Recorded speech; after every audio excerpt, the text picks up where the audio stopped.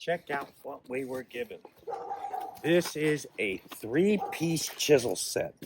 Now, these are for doing masonry work or working with masonry, and it comes with 3 different ones. It's got this wide spade, it's got this shorter chisel, and then it's got a point chisel. Each one of these are different, and I'm going to show you why. Because if you were just taking off a little tip of something, that's what this would be for. If you wanted to break off a little bit more,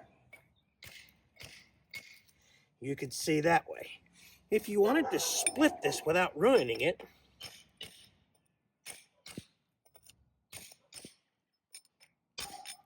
and you can see that it does it like that. Now, here's a few things that I really like about it. Number one, this is chrome vandalum steel, so it is heavy duty. Also, it has these nice soft rubber grips, but the top of it is a hard plastic, which allows you, if anybody has ever done this, not to worry about hurting your hand when you do this.